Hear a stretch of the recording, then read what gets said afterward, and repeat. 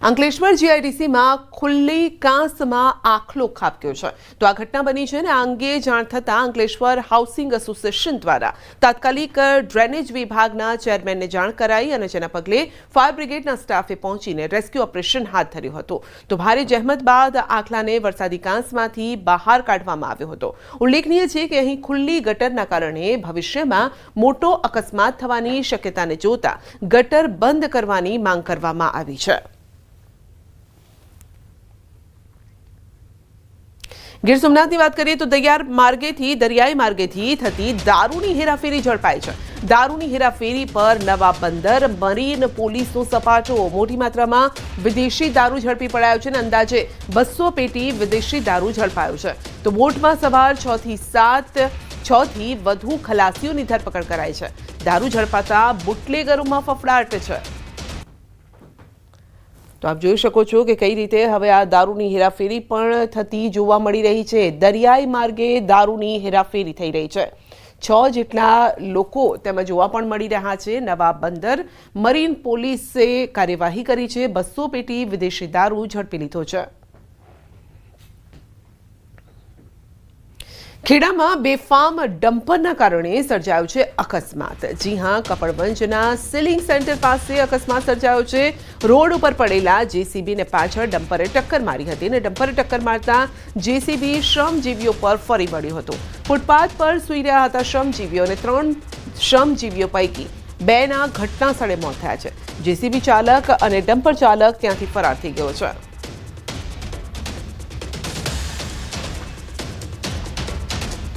વડોદરા શહેરના બગીખાના પાસે ડામરના ટેન્કરમાં અચાનક જ આગ ફાટી નીકળી હતી।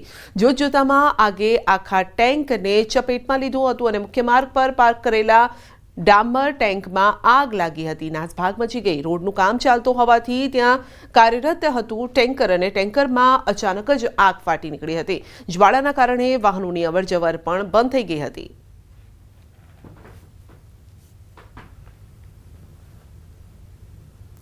ઉત્તર પ્રદેશના હમીરપુરમાં રફતારના રાક્ષસો બેફામ બન્યા છે। બેફામ કાર ચાલકે વિદ્યાર્થીઓ પર હુમલો કર્યો અને રસ્તા પર જઈ રહેલ 2 વિદ્યાર્થીઓને કાર ચાલકે ટક્કર પણ મારી। સમગ્ર અકસ્માતની ઘટના સીસીટીવીમાં કેદ થઈ છે તો સ્થાનિક લોકોએ બંને ઇજાગ્રસ્ત વિદ્યાર્થીનીઓને સારવાર અર્થે હોસ્પિટલ ખસેડી। પોલીસે સીસીટીવીની મદદથી કાર ચાલકને ઝડપવાની કામગીરી પણ હાથ ધરી છે।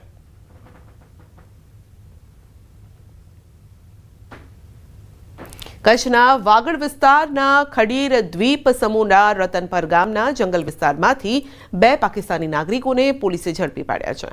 જાણવા મળ્યા મુજબ આ બંને પાકિસ્તાનના થરપારકર જિલ્લાના રહેવાસી છે। પ્રેમી યુગલ હોવાનું સામે આવ્યું છે જેઓ ગેરકાયદેસર રીતે આંતરરાષ્ટ્રીય સરહદ ઓળંગીને ભારતમાં પ્રવેશ્યા હતા।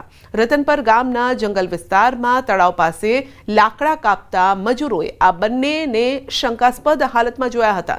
તાત્કાલિક સરપંચને જાણ કરી સરપંચ દ્વારા ખડીર પોલીસને જાણ કરાઈ હતી। ખડીર પોલીસે સ્થળ પર પહોંચી બંનેને કસ્ટડીમાં લીધા અને ખડીર પોલીસ તેમજ વિવિધ એજન્સી દ્વારા તપાસ પણ હાથ ધરાઈ છે।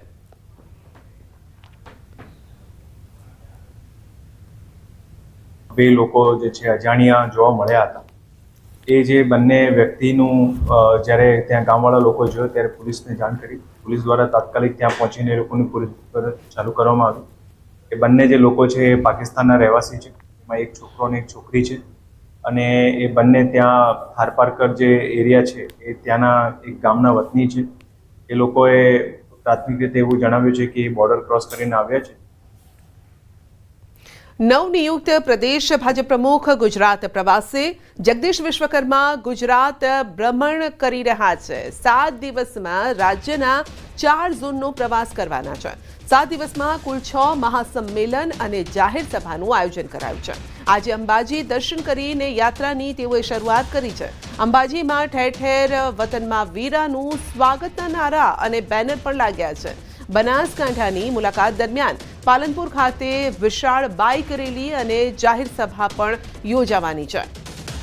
તો જ્યારે અંબાજી પહોંચ્યા ત્યારે ઢોલ નગાડા સાથે તેમનું સ્વાગત કરવામાં આવ્યું હતું કારણ કે લાંબા સમયથી આ પદને લઈને ઘણી ચર્ચાઓ પણ હતી પરંતુ આખરે એ ચહેરો મળી ગયો ગુજરાત ભાજપને અને ત્યારબાદ હવે તેઓ રાજ્યનું પરિભ્રમણ કરવા માટે નીકળ્યા છે. લોકો સાથે રૂબરૂ પણ થશે અને જેમાં પહેલો પડાવ તેમનો અંબાજીનો છે.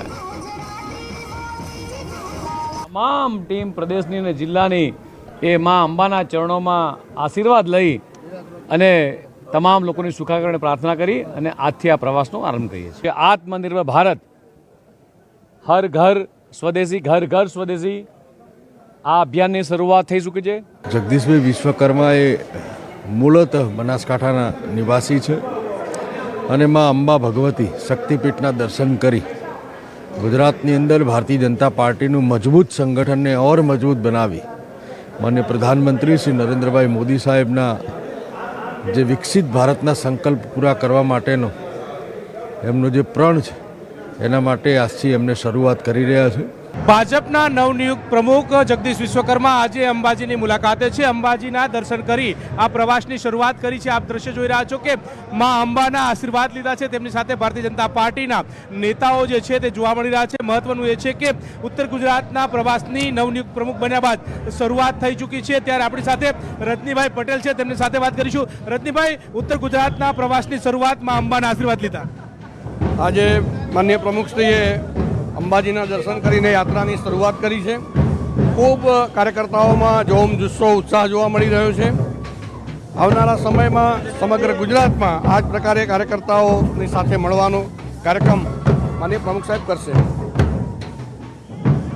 ઉત્તર ગુજરાતમાં કેટલો બુસ્ટઅપ સમાન આ પ્રવાસ જોવામાં આવી રહ્યો છે? ઉત્તર ગુજરાતમાં જ્યારે શરૂઆત છે ત્યારે ખૂબ જ ઉત્સાહ કાર્યકર્તાઓમાં, પ્રજાજનોમાં જોવા મળી રહ્યો છે. આજે મા અંબાના દર્શન કરીને જ્યારે યાત્રાની શરૂઆત થઈ રહી છે ત્યારે માતાજીના આશીર્વાદ એ એમના ઉપર સદાય રહે અને જે સેવા કરવા માટે તેઓ તત્પર છે એમાં એમને સફળતા મળે. તો સેવા કરવા માટે જે તત્પરતા દાખવી રહ્યા છે તેમાં તેમને મળે તે પ્રકારની વાત છે. આ નિજ મંદિર તમે જોઈ રહ્યા છો અંબાજીનું, કે ત્યાં અત્યારે હાલ જગદીશ વિશ્વકર્મા પહોંચ્યા છે અને ત્યાં દર્શન, પૂજન, અર્ચન જે છે તે કરતા નજરે પડી રહ્યા છે. તેમની સાથે ભારતીય જનતા પાર્ટીના નેતાઓ જે છે તે પણ જોવા મળી રહ્યા છે. મહત્વનું એ છે કે ઉત્તર ગુજરાતના પ્રવાસની શરૂઆત થવાની છે ત્યારે મા અંબાના આશીર્વાદથી આ પ્રવાસની શરૂઆત થવાની છે. ત્યારબાદ અહીંથી રૂટની વાત કરીએ તો અંબાજી, મહેસાણા સહિતના 3 જિલ્લાનો પ્રવાસ જે છે તે જોવામાં આવી રહ્યો છે. નિલેશ સાથે ગૌતમ શ્રીમાળી, ન્યૂઝ 18 ગુજરાતી, અંબાજી. નવનિયુક્ત પ્રદેશ પ્રમુખનો આજથી પ્રવાસનો શુભારંભ થઈ રહ્યો છે. 4 ઝોન ગુજરાતના છે તેમાં પ્રવાસ કરવાના છે. અંબાજીથી આ પ્રવાસની શરૂઆત થઈ રહી છે, એટલે કે અંબાજી માતાના દર્શન કરી રહ્યા છે, પૂજન અર્ચન કરવામાં આવી રહ્યું છે અને ત્યારબાદ આ પ્રવાસની શરૂઆત જે છે તે કરવામાં આવી રહી છે. મહત્વનું એ છે કે આજે મા અંબાના આશીર્વાદ લેવામાં આવ્યા છે. અંબાના આશીર્વાદ બાદ આ પ્રવાસનો શુભારંભ કરવામાં આવી રહ્યો છે. આપ દ્રશ્યમાં જોઈ રહ્યા છો કે નવનિયુક્ત પ્રદેશ પ્રમુખ જગદીશ વિશ્વકર્મા જે છે તે યજ્ઞકુંડ, જે અંબાજી યજ્ઞશાળા છે ત્યાં તેઓ પૂજન અર્ચન કરી રહ્યા છે. ભારતીય જનતા પાર્ટીના આ પ્રમુખનો આ પ્રથમ પ્રવાસ છે, જેની શરૂઆત એટલે કે એમના હોમટાઉન બનાસકાંઠા તેમનું મુખ્ય હોમટાઉન છે ને હોમટાઉનમાં આવતા મા શક્તિપીઠના દર્શન કરી અંબાના આશીર્વાદ લઈને આ પ્રવાસનો શુભારંભ કરવામાં આવી રહ્યો છે અને તેની શરૂઆત થઈ ચૂકી છે. નિલેશ સાથે ગૌતમ શ્રીમાળી, ન્યૂઝ 18 ગુજરાતી, અંબાજી. બનાસકાંઠાની બનાસ ડેરીની એક બેઠકનું મતદાન. દાંતા મામલતદાર કચેરી ખાતે મતદાન. 9 વાગ્યાથી આ મતદાનની પ્રક્રિયા શરૂ કરાઈ છે. દાંતા બેઠક ઉપર 85 મતદારો દ્વારા મતદાન. વર્તમાન ડિરેક્ટર દિલીપસિંહ બારડ અને અમરતજી ઠાકોર વચ્ચે દાંતા બેઠક માટે જંગ જામ્યો છે. બનાસ ડેરીની 15 બેઠકો બિનહરીફ થઈ છે.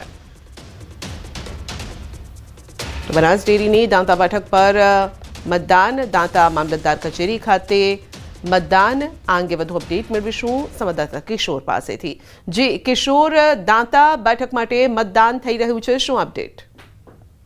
સંધ્યા, ચોક્કસથી 16 બેઠકોમાંથી 15 બેઠક બિનહરીફ થઈ હતી, પરંતુ માત્ર એક દાંતા બેઠક પર જ અત્યારે મતદાન થઈ રહ્યું છે, કારણ કે વર્તમાન ડિરેક્ટર દિલીપસિંહ બારડને ભાજપ દ્વારા મેન્ડેટ આપવામાં આવ્યું હતું અને અમરતજી પરમાર જે ઠાકોર સમાજમાંથી આવે છે તેમને મેન્ડેટ આપવામાં આવ્યું હતું અને વર્તમાન ડિરેક્ટર જે હતા દિલીપસિંહ બારડ તેમના દ્વારા ફોર્મ પરત ના ખેંચવામાં આવતા આ બેઠક પર અત્યારે ચૂંટણી યોજાઈ રહી છે.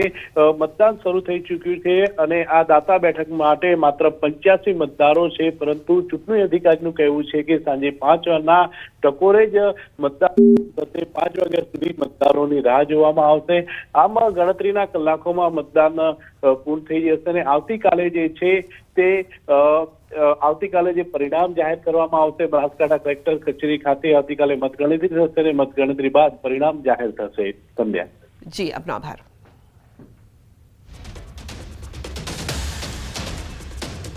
વિશ્વ ટપાલ દિવસની ભાજપ દ્વારા ખાસ ઉજવણી કરાઈ. છેલ્લા 24 વર્ષના વિકાસ કાર્યોને લઈને નાગરિકો, ખેડૂતો, પશુપાલકો, ભાઈ બહેને પીએમ મોદીનો આભાર માન્યો છે અને આભાર વ્યક્ત કરતા 1,11,075 પોસ્ટ કાર્ડ પ્રધાનમંત્રી મોદીને લખવામાં આવ્યા છે, જે એક વર્લ્ડ રેકોર્ડ પણ છે. આ તમામ પત્રોને રિવરફ્રન્ટ ખાતે અલગ અલગ થીમ બનાવીને પ્રદર્શન માટે મૂકવામાં આવ્યા. ગુજરાતની લગભગ 26,000 મંડળીઓ દ્વારા 12,000 ગામડાઓમાં 5.5 લાખ કોલેજના યુવાનો દ્વારા અને અમદાવાદ મ્યુનિસિપલ કોર્પોરેશનની શાળાઓ પૈકી 1 લાખથી પણ વધારે બાળકો દ્વારા આભાર મોદીજીના પોસ્ટ કાર્ડ લખાયા છે.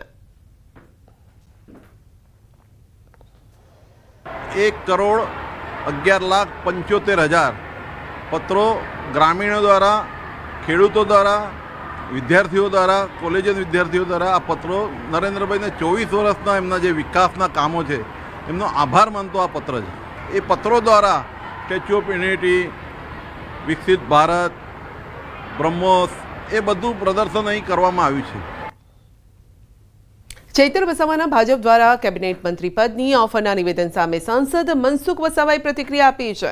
તેમણે કહ્યું છે કે આ ગપ ગોળા ફેંકે છે, વાહિયાત વાતો કરે છે. જેલમાંથી છૂટ્યા પછી જાત જાતના આક્ષેપ કરે કે મનસુખભાઈ મને ફિટ કર્યો. હમણાં પાછું સ્ટેટમેન્ટ એવું ચાલુ કર્યું કે ભાજપના લોકો મને કેબિનેટ મંત્રી બનવા માટે ઓફર કરી પણ મેં ઠુકરાવી, પૈસાને ઓફર કરી પણ મેં ઠુકરાવી દીધું. આ તદ્દન ગપગોળા ફેંકે છે, વાહિયાત વાતો કરે છે. ભારતીય જનતા પાર્ટી એ કોઈ ઓફર કરી નથી. બુલેટિનમાં આગળ વધીશું નાનકડા બ્રેક બાદ.